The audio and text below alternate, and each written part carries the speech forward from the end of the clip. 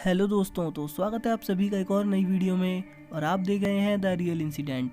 और दोस्तों, मैं आपका होस्ट राजू। तो वीडियो में आगे बढ़ने से पहले अगर आप नए हैं तो हमारे चैनल को ज़रूर सब्सक्राइब करिए और बेल आइकन को प्रेस करिए ऐसी ही रियल इंसिडेंट वीडियो देखने के लिए। दोस्तों, शाम के 5:30 बजे का समय था। मैं अपने कार्यालय से निकलकर घर की ओर जाने लगा। मार्ग में हरीश पान वाले की दुकान थी। एक पान खाना और एक बंदवा लेना मेरी दिनचर्या में शामिल था। उस रोज पान की दुकान पर 3 से 4 लोग और खड़े थे। हरीश के हाथ फुर्ती से पान लगा रहे थे। उनसे निपटकर पान वाला पान लगाने को अगत हुआ ही था कि वहाँ एक साधु आ गया। सांवला सा, बलिष्ठ बदन, ठिगना कद, लंबे और उलझे हुए केस, केसरिया वस्त्र, एक हाथ में कमंडल तथा दूसरे में चिमटा। हरीश ने झुककर प्रणाम किया और उसके पश्चात एक पान लगाकर साधु की ओर बढ़ा दिया। साधु ने उस पान को अपने मुंह में रख लिया और वहां से चल दिया। मैं हंसा, वाह भाई, मेरा पान लगाना छोड़कर तुमने एक निठल्ले साधु को फटाफट पान बनाकर दे दिया। मेरी बात सुनकर पान वाला सकपका गया। कुछ कदम दूर गए साधु ने संभवत मेरे वाक्य सुन लिए थे, अतः एक हुंकार भरकर उसने मुड़कर मुझे देखा। मेरी और उस साधु की निगाह 2 पल को मिली। दहकती अंगारी सी आंखें मुझे भीतर तक भेद गई। मैंने दृष्टि फेर ली। बगैर कुछ कहे साधु चला गया। हरीश ने पान लगाकर मुझे थमाया तथा दूसरे पान को बांधता हुआ बोला, आपको इस बाबा के बारे में ऐसा नहीं कहना चाहिए, ये बाबा बहुत चमत्कारी हैं। मैंने उस पान वाले से कहा, तुम लोग भी इस पाखंडी की बातों में आ जाते हो, मैं नहीं मानता इन लोगों को। और मैं ये कहकर अपने घर की ओर बढ़ने लगा। बात ही बात में दुकान पर हमें काफ़ी देर हो गई थी। अब रात के 8 बज रहे थे। यहाँ से मेरा घर तकरीबन 2 किलोमीटर की दूरी पर था और मुझे सुनसान रास्तों के बीच से होकर गुजरना था, इसलिए मेरे पैर बहुत तेज़ी से बढ़ रहे थे। काली अंधेरी रात थी।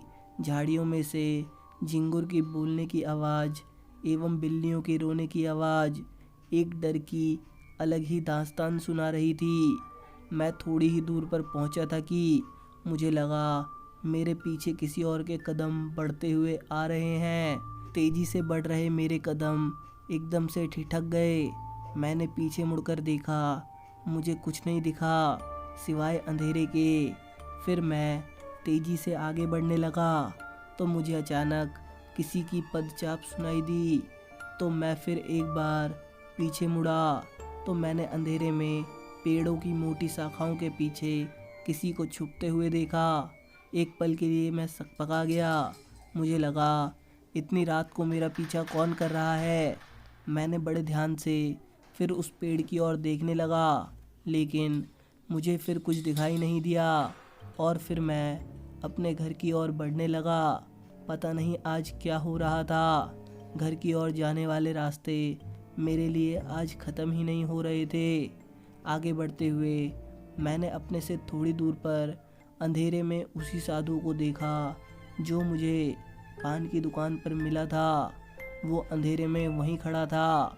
मैंने सोचा शायद यही होगा जो मेरा पीछा कर रहा था। चलो आज मैं इसकी खबर लेता हूँ। और ये सोचकर मैं उसकी ओर बढ़ने लगा। जैसे ही मैं उसके करीब पहुँचा कि अचानक वो मेरी आंखों से कहाँ ओझल हो गया, कुछ पता ही नहीं चला। मुझे अच्छी तरह से याद है, ये वही साधु था जो मेरी नज़रों से एकदम सामने था। पहले बार मुझे इस तरह का डर का एहसास हुआ। मुझे पान वाले की कही बात ध्यान में आई। उसने कहा था, ये साधु बहुत बड़ा चमत्कारी है। और मैंने तो इस साधु के बारे में कई अपशब्द भी बोले थे। मुझे ऐसा प्रतीत हो रहा था जैसे मेरा दिमाग भ्रमित हो रहा है। अचानक मेरे कलेजे में बहुत तेज़ दर्द होने लगा। ऐसा लग रहा था मानो पूरे प्राण निकल जाएंगे। दर्द से छटपटाकर मैं वहीं गिर गया। अब मुझे उठने की भी शक्ति नहीं थी। मैं वहीं पर दर्द से कराह रहा था कि अचानक वो साधु फिर मेरे सामने आया। उसे देखकर मैं एकदम अवाक रह गया।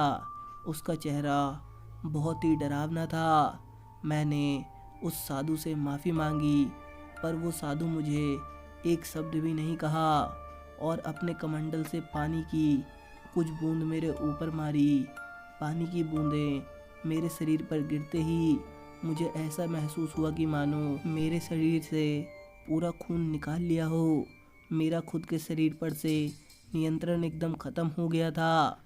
मेरे हाथ पैर कुछ भी काम नहीं कर रहे थे और देखते ही देखते वो साधु फिर से गायब हो गया। रात और गहरी होती जा रही थी। मैं अकेला उस सड़क किनारे लेटा हुआ एक जिंदा लाश की तरह था। अब मैं सिर्फ देख सकता था, सुन सकता था, लेकिन कुछ बोल नहीं सकता था। मेरी आवाज़ छिन चुकी थी। मैं अपने आप में बहुत घुटन महसूस कर रहा था। मुझे यही लग रहा था जितनी जल्दी सुबह हो जाए और मुझे कोई यहाँ से उठाकर ले जाए। मैं बता नहीं सकता कि उस समय कैसा लग रहा था। रात के अंधेरे में मुझे अजीब अजीब तरह की आवाज़ें सुनाई दे रही थी। मुझे ऐसा लग रहा था मेरे शरीर पर किसी और का नियंत्रण है। धीरे धीरे रात ढल गई। सुबह हुई तो रास्ते में गाड़ियों की चहल। उसी बीच हमारे एक चाचा वहीं से गुजर रहे थे कि अचानक उनकी नज़र मुझ पर पड़ी। उन्होंने पूछा, आखिर क्या हुआ है तुम्हें? यहाँ ऐसे क्यों गिरे हुए हो? मैं भूलने की कोशिश कर रहा था, लेकिन मेरे मुंह से कोई भी आवाज़ नहीं निकल रही थी। उन्होंने कहा, चलो कोई बात नहीं, घर पर चलकर बात करेंगे। और वो ये कहकर मुझे गाड़ी के अंदर बिठा लिए। मेरी हालत देखकर उन्हें बहुत अजीब लग रहा था और थोड़ी ही देर में मैं अपने घर तक पहुंच गया। वहाँ मेरे परिवार वाले काफ़ी परेशान थे। उन सब ने मुझे उठाकर एक बेड पर रखा और सभी पूछने लगे, आखिर क्या हुआ? मैं अभी भी कुछ बोलने की स्थिति में नहीं था। उन्होंने कहा, चलो कोई बात नहीं, पहले इन्हें एक अच्छे डॉक्टर से दिखाते हैं। डॉक्टर को बुलाया गया। डॉक्टर ने आकर मुझे कुछ इंजेक्शन भी लगाए और कुछ दवाइयाँ भी खाने को दी और कहा, इन्हें आराम करने दो, 2-3 दिन में ये खुद ब खुद ठीक हो जाएंगे। 3 दिन तो क्या, 2-3 हफ्ते निकल गए, लेकिन मेरी हालत में कोई सुधार नहीं हो रहा था। मेरे घर वाले काफ़ी तनाव में थे, पर अचानक ही एक बार रात को जब मेरी आंख लगी तो नींद में मुझे वही साधु दिखा। वो साधु मुझसे लगातार यही कह रहा था कि अपने इस हालत के जिम्मेदार तुम खुद हो। मैंने उस साधु से कहा, ठीक है, मैं जानता हूँ मैंने बहुत बड़ी गलती की है और आज के बाद ऐसी गलती कभी नहीं करूँगा। ये कहते ही अचानक मेरी नींद खुल गई। मैंने पाया मेरे दोनों हाथ काम कर रहे थे और मेरे दोनों पैर भी काम कर रहे थे। मेरा पूरा शरीर स्वस्थ हो गया। मेरी सुधरती हालत को देखकर मेरे परिवार वालों में खुशी की लहर दौड़ गई। जब मैं पूरी तरह से स्वस्थ हो गया तब मैंने अपनी पूरी आप बीती अपने परिवार वालों को सुनाई। इस घटना के बाद मुझे भूत प्रेत एवं चमत्कारों पर विश्वास होने लगा।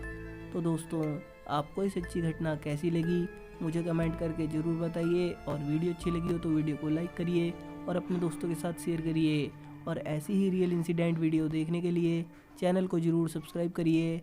मैं मिलता हूँ आपको इसकी नेक्स्ट वीडियो में। तब तक के लिए गुड बाय, टेक केयर।